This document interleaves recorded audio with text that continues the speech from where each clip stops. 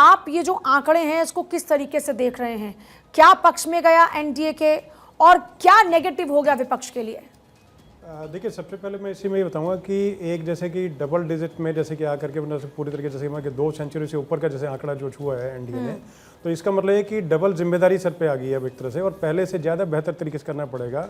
जनता ने पूरे तरीके से विश्वास जताया और जनता को भरोसा है कि आगे आकर के जो सपने जो होंगे पूरे होंगे, और चाहे महिला हों, चाहे जनजी हों, चाहे मतलब जो भी जैसे भी हैं, तो सभी वर्गों को अपने तरीके से पूरे तरीके से विश्वास है मोदी जी पर, योगी जी पर, शाह साहब पर, सभी पर, और नीतीश जी पर। तो सभी को जैसे कि जेडीयू और सभी का एक तरह से जो 5 पांडव हैं, तो पूरे परिवार को एक तरह से मैंडेट जो है मिला है। तो अपने तरीके से मुझे लगता है कि पूरी तरीके से इनको जिम्मेदारी जो है आगे ढंग से निभा भी पाएंगे और तरीके से करके। दूसरा, जैसे कि प्रतिपक्ष की अगर बातचीत जहाँ तक करें, तो प्रतिपक्ष ने कुछ ऐसे आउट ऑफ द बॉक्स ऐसे आइडियाज अपने दिए थे जो कि जैसे कोई नौसिखिया को जैसे बच्चा है कोई अपने तरीके से निकाल के देता है।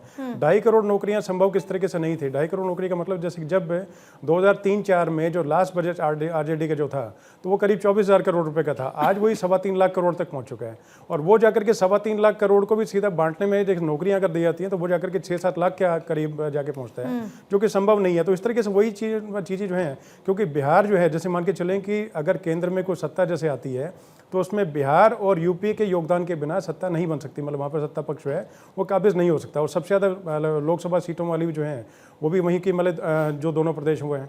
तो इन दोनों को देख करके सीधे तरीके से जो मुझे समझ में आता ये है कि कहीं भी उस तरीके जो है, तो जो जनता ने जिम्मेदारी जो दी है उसको लेकर निभाने का काम है, और कहीं भी कोई किस तरह के लेश मात्र भी अहंकार या कोई चीज़ जो है एनडीए में नज़र नहीं आती है।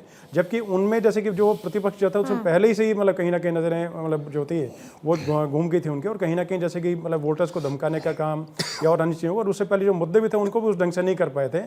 तो वही मुझे लगता है कि अपने आप में बेहतरीन जो है जनता ने बेहतरीन मैंडेट दिया है। तो बिहार को सलाम। बिहार की जनता एक इशू तो है, लोकल लीडरशिप की एब्सेंस है, वो अभी हालांकि इसमें नहीं नजर आई, पर मैंने जैसे देखा कोई लोकल लीडरशिप, हर कोई मोदी के नाम पे वोट कर रहा है, ये नतीजे भी दिखा रहे हैं। लेकिन जो एक लोकल लीडरशिप वाली बात है वो धीरे धीरे गायब हो रही है। आप समझ रहे हैं, उस पर चर्चा करेंगे, पर आज आपके नतीजे इतने अच्छे हैं कि आज सवाल नहीं खड़े किए जा सकते। लेकिन ये बात तय है कि क्योंकि सब कुछ केंद्रीय है तो लोकल लीडरशिप मिसिंग है वहां पर। वो सिर्फ गद्दी है, पादुके जो है, चरण पादुका, वो दिल्ली ही है, नरेंद्र मोदी का चेहरा है। पर बहरहाल आज इस पर चर्चा का विषय नहीं है। पूजा, मैं एक इम्पॉर्टेंट बात यहाँ पर ये चर्चा का विषय हो गई है कि जिस तरीके से जो ये तमाम नतीजे निकल कर आए हैं, ये एक सोच का विषय है कि अब आरजेडी का आगे क्या? और मुस्लिम वोट ने नकारा है कांग्रेस को भी और आरजेडी को भी। एआईएमआईएम ने ये कहा था कि क्या 17% जो आबादी है वो सिर्फ दरी बिछाने के लिए है क्या? और एआईएमआईएम ने ज्यादा अच्छा स्कोर किया है कांग्रेस और जेडीयू के। और देखिए, बड़ी खबर, नीतीश कुमार पर कोई कंफ्यूजन नहीं है। बिहार में फिर मुख्यमंत्री बनेंगे नीतीश कुमार। नीतीश के शपथ ग्रहण में शामिल होंगे प्रधानमंत्री नरेंद्र मोदी। तो देखिए, ये एक सवाल जहन में आ रहा था कि क्या फिर से नीतीश कुमार मुख्यमंत्री होंगे, लेकिन अभी जानकारी मिल रही है कि नीतीश कुमार का ही शपथ ग्रहण होगा और शपथ ग्रहण में खुद प्रधानमंत्री नरेंद्र मोदी पहुंचने वाले हैं। नीतीश कुमार को लेकर कोई कंफ्यूजन नहीं है। हमारे सोर्सेज अभी ये बता रहे हैं कि नीतीश को लेकर कोई कंफ्यूजन नहीं है। शपथ ग्रहण में मुख्यमंत्री नीतीश ही होंगे, शपथ मुख्यमंत्री के तौर पर नीतीश कुमार ही लेंगे। और जिस बात का जिक्र अदिति आप कर रही थी कि हो सकता है कि नीतीश कुमार का आखिरी चुनाव हो, और इसी लिहाज से क्या ये माना जाए कि नीतीश फिर से मुख्यमंत्री होंगे? बीजेपी नब्ज पकड़ना अच्छे से जानती है। सही मायने में बतौर जब से मैंने बीजेपी कवर किया, मैं ये बता सकती हूँ कि मन में जो बड़े नेताओं में से एक आधे को तो नहीं चाहता कि मतलब वो नहीं चाहते होंगे कि नीतीश कुमार बने। इतना अच्छा मैंडेट लेकर आए हैं, वो चाहते होंगे कि उनका मुख्यमंत्री बने। ये एक बहुत बड़ा जीत का परचम है। लेकिन क्योंकि नब्ज पहचानते हैं और उन्होंने खुद गृह मंत्री अमित शाह जी ने कह दिया वहां पर जाके कोई वैकेंसी नहीं है, तो एक बार तो बीजेपी अपनी जबान रखेगी। जो मोदी कहते हैं वही होता है, जो बीजेपी कहती है वही होता है, एक बार का तो।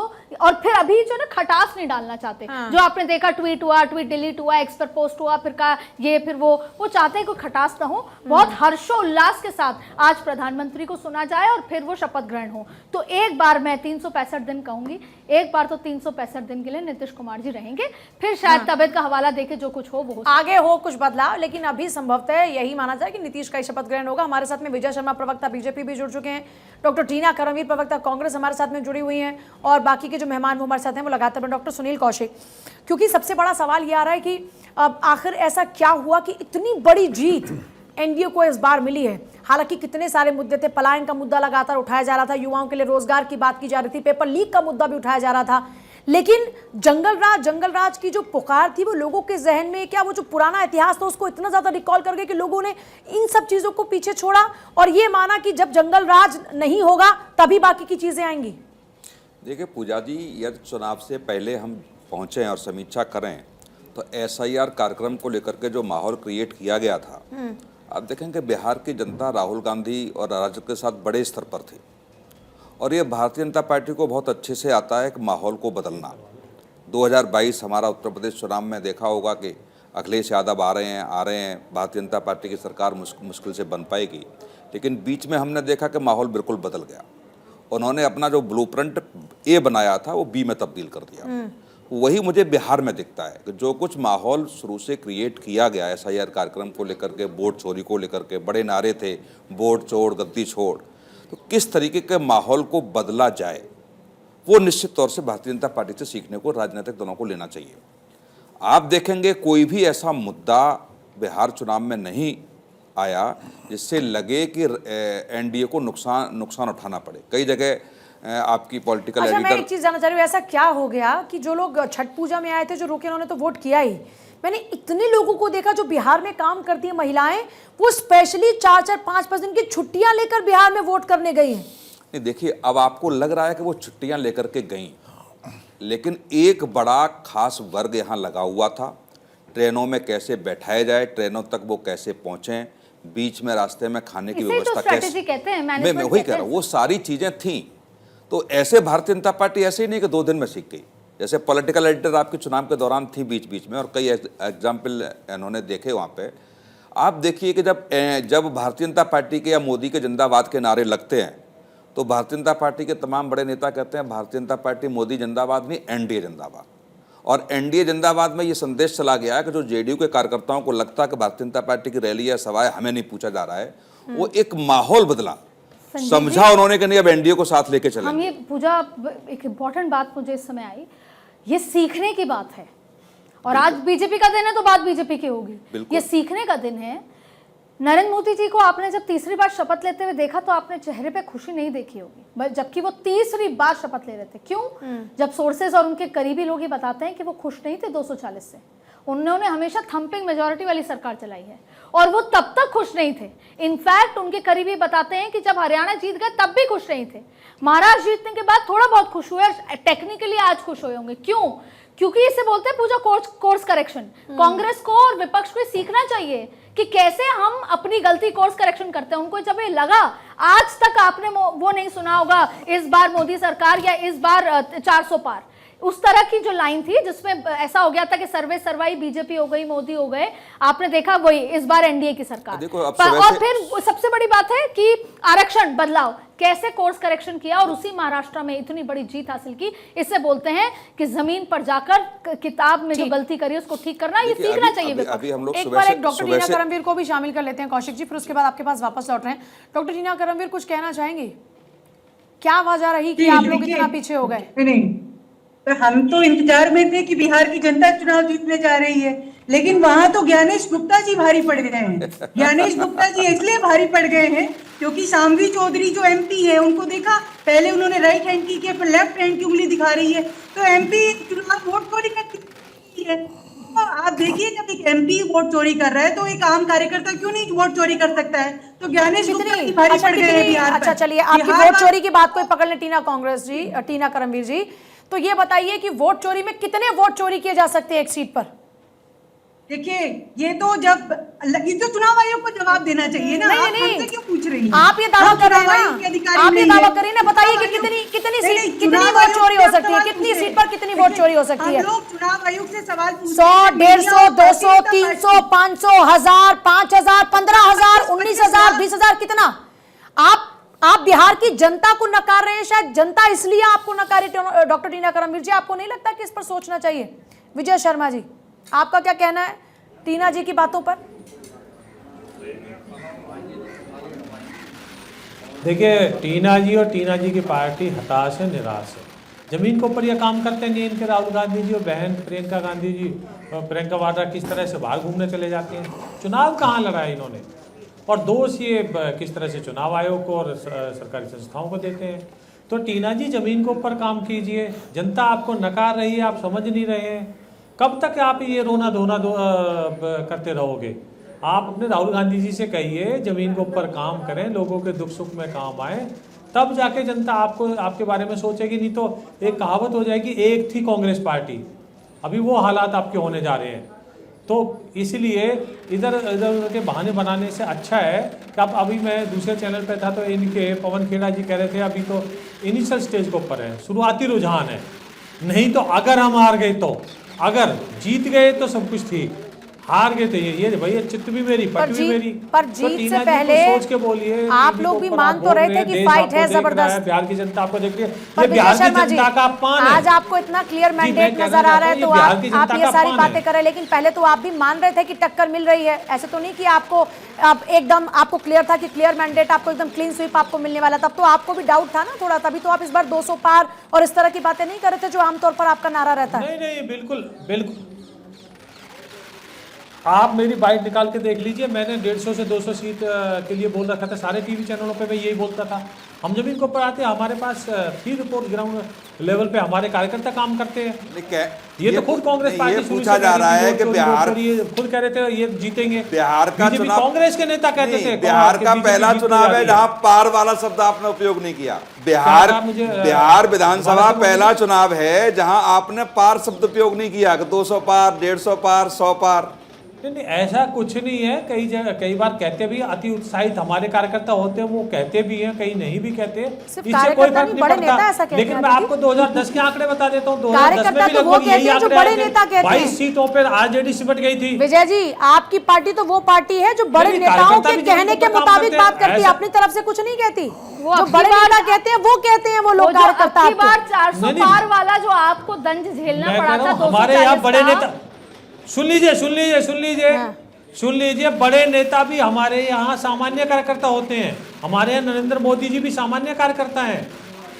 तो ऐसा नहीं हमारे यहाँ इनकी तरह राज परिवार नहीं है। हाँ, मतलब आपके जो सबसे बड़े कार्यकर्ता हैं, सामान्य कार्यकर्ता, उन्होंने ये नहीं कहा अबकी बार 200 पार। ठीक है, नहीं कहा तो इससे क्या फर्क पड़ता है, हमने जमीन के ऊपर काम किया ना। आप हमारा रिजल्ट देखिए, जमीन के ऊपर किस तरह से हमने, सारी सहयोगी पार्टियों ने 5 पांडव की तरह काम किया। इनके तो आपस में लड़ रहे थे और इनसे पूछते तो कहते हैं ये फ्रेंडली फाइट है। भाई चुनाव में कौन सी फ्रेंडली फाइट होती है, ये मुझे परिभाषा बता दीजिए। नया नैरेटिव गढ़ रहे थे, यहाँ चुनाव था और राहुल गांधी जी बाहर घूम रहे हैं, तो ये कहाँ से जीतेंगे? इनको तो सबको से नजर आ रहा था। तो आप ये कह रहे हैं कि इनकी एब्सेंस ने आपको जिताया? जी को भी पता। तो विजय शर्मा जी, क्या आप ये कह रहे हैं कि विपक्ष लड़ाई नहीं ठीक तरीके से इसलिए आप जीते? नहीं, हमारे काम ने जिताया। नरेंद्र मोदी जी, नरेंद्र मोदी, हमारे यशस्वी प्रधानमंत्री नरेंद्र मोदी जी के साथ बिहार की जनता ने ठाना कि हम कदम से कदम मिला के चलेंगे। नीतीश जी के नेतृत्व में चुनाव लड़ा गया, वहां पे आपने देखा एक दिन में कितनी रैलियां की हैं मोदी जी ने, और हमने किस तरह से वहां बजट का प्रोविजन किया था पिछले, आपने देखा होगा लोकसभा में। तो ऐसा नहीं है, इनके तो खड़गे साहब वहाँ विरोधी हैं। आप मुझे बताइए, स्टालिन जी, उनकी पार्टी किस तरह से बिहारियों को गाली देती है और ये वहाँ लाके प्रचार कराते हैं। सेठी साहब, ये इनका, ठीक है सेठी साहब, मैकेनिज्म की बात आती है, दोनों के मैकेनिज्म में क्या फर्क आप देखते हैं, इंडिया अलायंस के भी और एनडीए के? ये मैकेनिज्म में क्या फर्क आपने महसूस किया इस इलेक्शन में? देखिए, जो भारतीय जनता पार्टी के, मैं पहले भी कह चुका हूँ, जो उनका डिसिप्लिन है, जो उनका डेडिकेशन है, और प्रतिपक्ष इतना कमज़ोर है, वहाँ पे एडमिनिस्ट्रेशन की प्रॉब्लम है, लीडरशिप की प्रॉब्लम है, आपस में एक दूसरे लीडरशिप को लेकर क्लियर तो किया था कि तेजस्वी यादव की लीडरशिप है, उनको मुख्यमंत्री का चेहरा बनाया, तो फिर कहाँ कमी रह गई? यही नुकसान का कारण तो नहीं हो गया? नहीं, बिल्कुल। देखिए, जिस प्रकार तेजस्वी जी को चेहरा बनाया गया और अभी उनकी सीट पे ही बड़ी ज़बरदस्त लीड चल रही है, तो इस तरह से, और AMIM कह रही थी हमें महागठबंधन में शामिल करो, उनको शामिल नहीं किया गया। आप तो बताइए, लालू परिवार इज ओवर इन पॉलिटिक्स और नॉट? नहीं, देखिए, जिस प्रकार से लालू यादव का फैक्टर तो बिल्कुल नहीं है, लेकिन तेजस्वी यादव का फैक्टर था। तो लालू एब्सेंस थे क्या इस इलेक्शन में? नहीं, उनकी एब्सेंस थी क्या? नहीं, जिस प्रकार से उनके ऊपर एलिगेशन लगे हैं, तरह से ये भी एक बड़ा फैक्टर है जिसमें जनता ने उनको नकारा है। लेकिन तेजस्वी यादव जैसे डिप्टी एक और बड़ा इंपॉर्टेंट सवाल सेठी साहब मैं पूछना चाह रही हूँ, परिवार की फूट क्या कार्यकर्ताओं में बंटवारे की एक वजह बन गई? क्या ये एक बड़ा रीजन रहा? क्योंकि बेटी नाराज, बेटा नाराज, बेटे को अलग कर दिया, सिर्फ तेजस्वी एक चेहरा थे। पार्टी को ये समझ में नहीं आया कि पार्टी के कार्यकर्ताओं को ये समझ में नहीं आया कि जब यहाँ पर इतनी टूट फूट है तो हम किसके साथ जाएं, इसलिए अपने लिए सही प्लान चूज करते हैं। देखिए, जब किसी व्यक्ति की हार होती है ना तो उसमें सैकड़ों कमियां नजर आती हैं। जब कोई आदमी जीतता है तो उसकी कमियां भी पॉजिटिविटी में तब्दील हो जाती हैं। लेकिन आप इस बात को समझिए, जो ये जीत हुई है ना भारतीय जनता पार्टी की, आप इस बात को समझिए, ये एक तरह से वेव है। ये एक तरह से वेव है बीजेपी और नीतीश कुमार की। उन्होंने उनकी कमियों को भी ढका है। जैसे पलायन का एक बहुत बड़ा मुद्दा रहा है। पलायन में जो लोग बाहर जाके पढ़ रहे हैं, एजुकेशन का मुद्दा है, बाहर जाके काम कर रहे हैं, वो लोग नाराज थे। लेकिन इसके बावजूद भी भारतीय जनता पार्टी ने जिस प्रकार 10-10 हजार रुपए महिलाओं को दिए हैं, और ये भी एक पॉलिटिकल रिफॉर्म्स लाने की जरूरत है देश के अंदर कि इस तरह की प्रैक्टिस।